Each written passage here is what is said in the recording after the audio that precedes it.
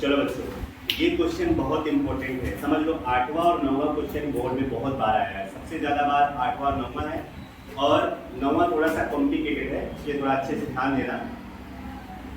तो partner and we are the partners of a partnership firm from the trial balance sheet dated 31 March 2017 and adjustment prepare final account of partnership firm. तो बच्चों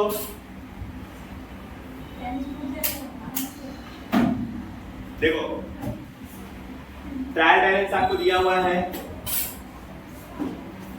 trial balance में debit side में आपको drawings दिया हुआ है, net cost of purchase, stock of goods. एक काम करते हैं, पहले एडजस्टमेंट ठीक कर लेते हैं, उसके बाद क्वेश्चन करते समय हम लोग देखेंगे। पहले एडजस्टमेंट ठीक करो। पहला adjustment, provide interest 8% on capital. तो कैपिटल आपको दिख रहा होगा क्रेडिट साइड में, उस पर टिक करो नंबर 1। तो ना कैपिटल पे नंबर 1। ड्रॉविंग्स डेबिट में है तो डेबिट पे करो नंबर 1, ड्रॉविंग्स पे नंबर 1। फिर उसके बाद नंबर 2, क्रेडिट सेल्स, आपको सेल्स दिख रहा होगा, उस पे टिक करो नंबर 2। अब सेल्स पे एडजस्टमेंट है तो डेटर्स पे भी एडजस्टमेंट होगा। तो डेबिट साइड में देखो आपको रिसीवेबल्स दिख रहा होगा, रिसीवेबल्स के बाद में डेटर्स, रिसीवेबल्स का मतलब होता है डेटर्स, और इस पे टिक करो नंबर 2। उसके बाद number 3, right of additional bad debt, debtors पे टिक करो नंबर 3। नंबर 4, फर्नीचर, फर्नीचर पे टिक करो नंबर 4, डेबिट में ये फर्नीचर। और 5th और 6th को राउंड मिलेगा, बराबर। 5th और 6th एडजस्टमेंट को राउंड मिलेगा। चलो स्टार्ट करते हैं बच्चों। तो सबसे पहले है ड्रॉविंग्स। आपको पता है ड्रॉविंग्स कहाँ आता है? डेबिट में। मैं आप लिख रहा हूं टू ड्रॉविंग्स। यहां पे ड्रॉविंग्स अलग अलग डेट पे किया गया है। एक में देखो, पहला आर्टिस्ट अगर आप पढ़ोगे ना, पार्थिव है withdrawn 400 at the end of each month and Priya had withdrawn on 1/10/2016। तो दोनों ने ड्रॉविंग्स अलग अलग टाइम पे किया हुआ है। एक ने हर महीने के एंड में किया हुआ है और एक ने 1/10/16 को किया हुआ है, ठीक है। तो दोनों का डेट हमको अलग अलग लिखना पड़ेगा। इसका तो कोई फिक्स डेट नहीं है। पहले वाले का पार्थिव, पार्थिव कौन सा वाला? पहला वाला। तो पहले वाले का ड्रॉविंग कितना है? 4800। और दूसरा वाले ने क्या किया है? 1/10/16 को यहां लिखेंगे टू ड्रॉविंग। प्रिया वाले में कितना किया उसने? 3200। चलो समझो, इसका कोई फिक्स डेट नहीं है, इसलिए उसको ऐसे लीजिए। और दूसरे वाले में ड्रॉविंग क्या है? 3200 1/10/16 को। अब इसका इंटरेस्ट कैसे आएगा? इस क्वेश्चन में वही सबसे इंपॉर्टेंट है। तो मैं यहाँ पे कैलकुलेशन कर दे रहा हूं।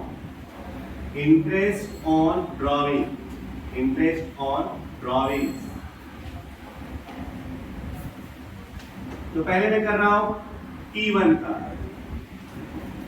तो याद रखो, मंथली ड्रॉविंग कितना उसका? 400 इंटू रेट ऑफ इंटरेस्ट कितना है?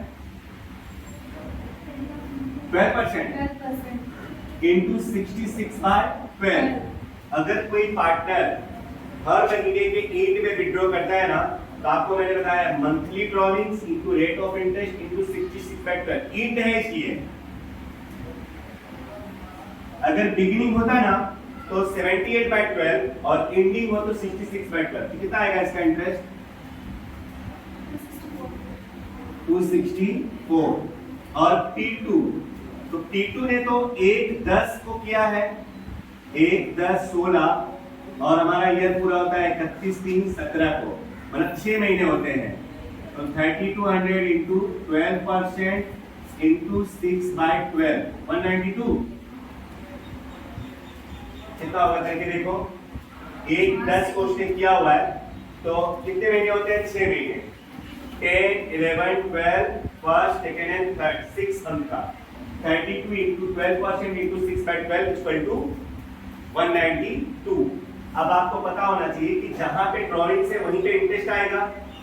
देखो इंटरेस्ट स्टॉप राइटिंग, यहां लिखेंगे 31 3 17 to interest on drawings, first का 264 एंड सेकंड का 192। और इंटरेस्ट ऑन ड्रॉइंग्स की दूसरी एंट्री आती है पीयर एप्रोप्रिएट क्रेडिट में, यहां पे आएगा, वहां डेबिट पे यहाँ क्रेडिट, यहाँ क्रेडिट पे यहाँ डेबिट। एक लाइन छोड़कर आर इंटरेस्ट ऑन ड्रॉइंग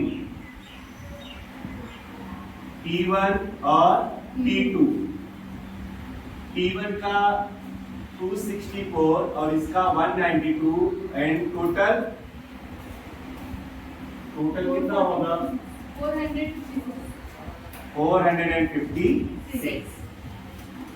याद रखिएगा ये वाली चीज मंथली ड्रॉइंग्स है, इसलिए ये वाला फॉर्मूला लगा। Okay, next net cost of purchase, इस पे कोई एडजस्टमेंट नहीं है। अच्छा इस पे है, जरा क्रेडिट साइड में देखो, goods distributed as sample, goods distributed as sample is deducted from the purchase. अगर किसी भी तरह से गुड्स गया हो बिजनेस में से, तो मैंने आप वो परचेज में से क्या होता है माइनस होता है, तो यहाँ डेबिट लिखेंगे टू परचेज। कितना है परचेज 1,06,000 माइनस गुड्स डिस्ट्रीब्यूटेड कितना 4,000 2,000, आउटर में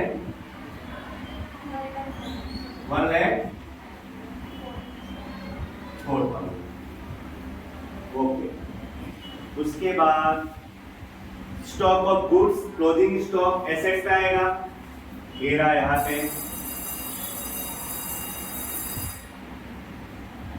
क्लोजिंग स्टॉक कितना है 28,000। उसके बाद रिसीवेबल मतलब डेटर्स एसेट्स पे आएगा, डेटर्स कितने हैं डेटर्स 48, उस पे एडजस्टमेंट है बच्चों credit sales, adjustment number second credit sales of ₹10,000 is not recorded. तो सेल्स बढ़ेगा तो डेटर्स भी बढ़ेगा ना, तो डेटर्स पे ऐड कर दो, यहाँ पे ऐड करेंगे क्रेडिट सेल्स 10,000 जोड़ दो, कितना हो जाएगा 58,000। ओके, अब उसमें से माइनस करेंगे थर्ड एडजस्टमेंट, देखो right of additional bad debt, bad debt minus होता है ना इसमें से, माइनस बैड डेट टीबी कितना 2,000 माइनस करेंगे तो 56,000। अब उसमें से और एक चीज माइनस होता है BDR और ये ADJ वाला आएगा, यहाँ पे ADJ और ये भी कौन सा आएगा ADJ। कितना परसेंट बोला है 5%, करो बेटा 5%, 2,800 माइनस कर दो 53,200। ओके, तो इस तरह से हमारा डेटर्स की पूरी एंट्री हो गई। याद रखिएगा जैसे ही डेटर्स की पूरी एंट्री कंप्लीट हो जाए ना, तुरंत आपको P&L के डेबिट जाना है और बैड डेट की पूरी स्टोरी लिखनी है आपको। पहले आपको देखो क्या लिखना है, टू बैड डेट, कौन सा वाला ट्रायल बैलेंस वाला, कितना दिया है आप देखो, कहीं दिया होगा, नहीं दिया हुआ है तो टैक्स, नहीं दिया है तो tax plus BD ADJ। Bad debt adjustment में कितना आया 2,000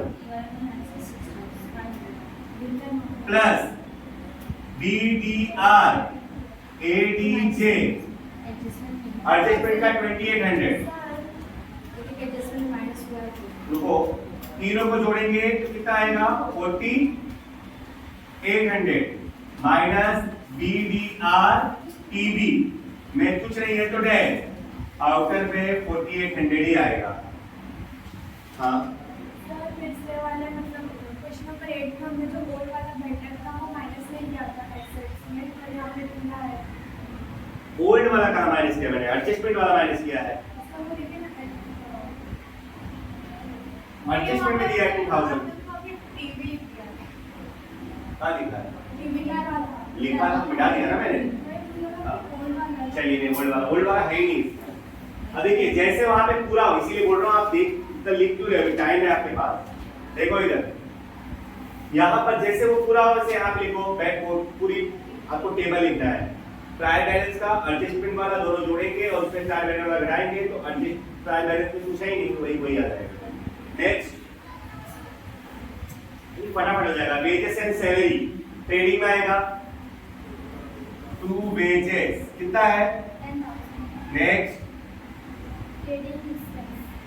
पीएनएल में आएगा 2 ट्रेडिंग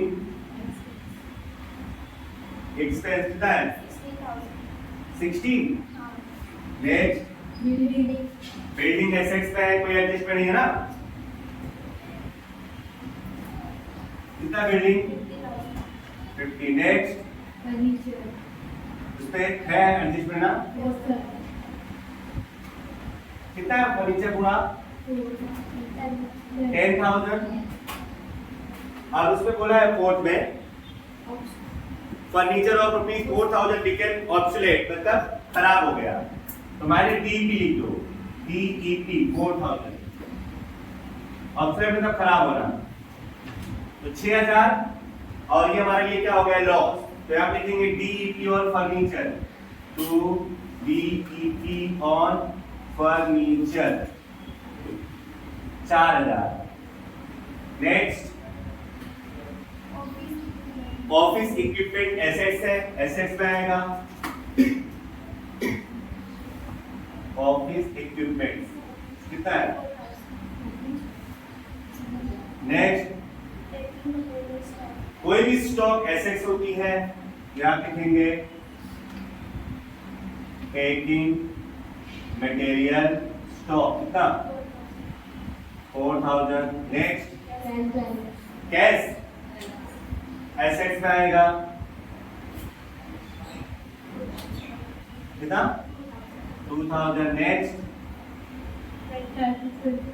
कैपिटल, कैपिटल के क्रेडिट में आएगा 1,416 बाय बैलेंस बीडी, पहले का कितना है 24 एंड 16, इस पे एडजस्टमेंट है। Interest on capital 8% for adjustment, interest on capital, तो जहां पे कैपिटल है वहीं पे इंटरेस्ट आएगा। याद रखिएगा डेट हमेशा 31/3/17 ही आएगा।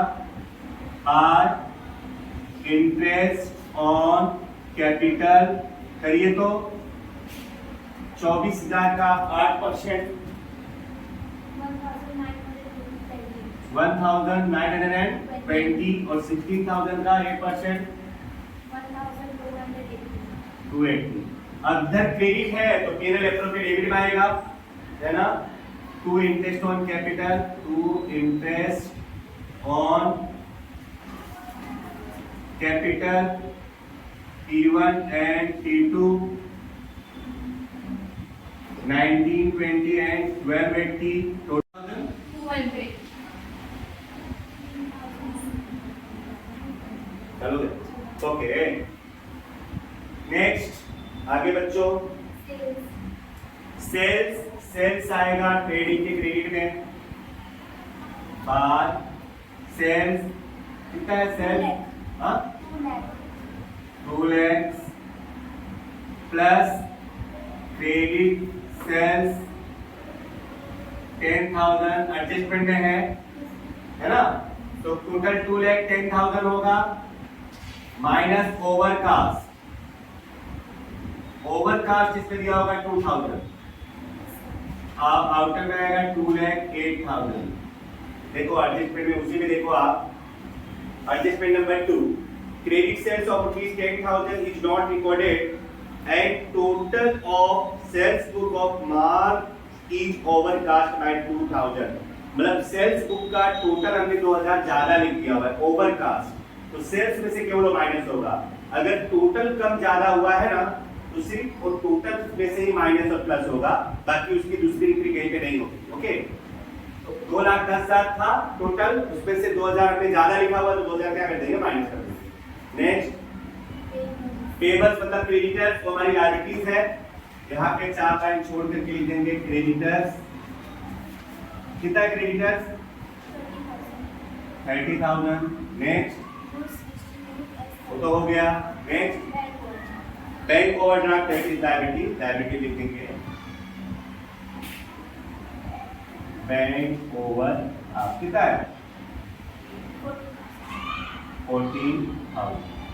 चलिए next first adjustment complete, second, third and fourth complete. Fifth adjustment आप अच्छे से समझिए। देखिए इसमें क्या है, फिफ्थ में क्या बोला है पहले आपको समझ लो, बाद में उसमें पढ़ना। एक कस्टमर ने हमको ऑर्डर दिया था माल भेजने का और हमने टाइम पर उसको माल नहीं भेजा, बराबर। इसके वजह से उसने क्या कर दिया, कोर्ट में केस कर दिया और हम केस हार गए और उसके बदले हमें उन्हें 4,000 का क्लेम एक्सेप्ट करना पड़ा। 4,000 रुपया अब उसे पेड करना पड़ेगा। देखो अब पढ़ो, A court has finalized claim of ₹4,000 for not meeting agreement to provide goods to a customer। हमने कस्टमर को गुड्स प्रोवाइड नहीं किया टाइम पर, इसलिए कोर्ट ने हमारे को कितने का क्लेम कर दिया, 4,000 का। तो हमारा एक प्रकार का लॉस है और बाद में हमको चुकाना पड़ेगा और हमारी लायबिलिटी भी है। तो यहाँ लिखेंगे क्लेम ऑफ कोर्ट, लायबिलिटी में क्लेम ऑफ कोर्ट कितना रुपया, 4,000। और हमारा लॉस भी है, लॉस ड्यू टू क्लेम, यहां देखेंगे to loss due to claim of court, claim of court कितना रुपया, 4,000। Next outstanding wages ₹2,000 is recorded to wages account. समझो आउटस्टैंडिंग वेजेस जो होता है वो वेजेस में रिकॉर्ड होता है और वो रिकॉर्ड हो चुका है। जब मैं बोला है outstanding wages of ₹2,000 is recorded to wages account but outstanding wages account is not recorded in the trial balance. अगर ट्रायल बैलेंस में लिखा होता तो उसको लायबिलिटी में लिखते, तो अब भी लायबिलिटी में लिख देना है, बस केवल एक ही एंट्री होगी। यहां लिखेंगे आउटस्टैंडिंग वेजेस कितना है, 2,000। सारे एडजस्टमेंट हो गए। तो पहले हमको क्लोज करना होता है ट्रेडिंग अकाउंट, क्लोज करो, क्रेडिट साइड का ज्यादा होगा 2,08,000, डेबिट में भी 2,08,000 और गैप 94,000। ये हो गया ग्रॉस प्रॉफिट जीपी और ये यहाँ पे भी आएगा बार ग्रॉस प्रॉफिट 94,000। टोटल कर लो 94, इधर भी आएगा 94 और गेट कितना आएगा, नेट प्रॉफिट कितना 65,200 और ये जो है ना वो आएगा हमारा पेयर के क्रेडिट में बाय नेट प्रॉफिट। पहले आप लिखेंगे 65,200। ओके ऐड करो 65,656, 65,656। इसका गैप कितना आएगा 456। ये हो गया to divisible profit, divisible profit. इसको बांट लो आप T1 और T2 में इक्वल रेशियो में, बिकॉज पीएनएल रेशियो में नहीं दिया तो डिवाइडेड बाय 2 31,228 और ये जाएगा क्रेडिट में। यहाँ पे लिख देंगे 31,317 बार डिविजिबल प्रॉफिट 31,228 और 31,228। चलिए फर्स्ट का 57,148, सेकंड का इधर टोटल करो 57,148 148 48,508 ये टोटल 48,008 48,508 गैप निकालो।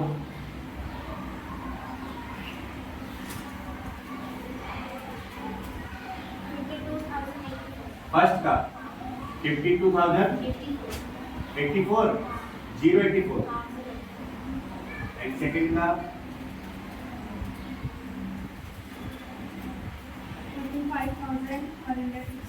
45,116 116 ओके। ये हुआ हमारा closing capital 31/3/17 are balance CD और ये कैपिटल में आ जाएगा यहाँ पर बैलेंस शीट के लायबिलिटी में capital P1 and P2 52,084 45,116 total करो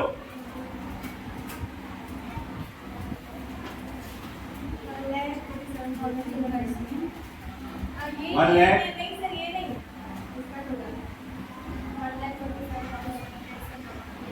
ये इसका कितना आएगा 97,000 टोटल टोटल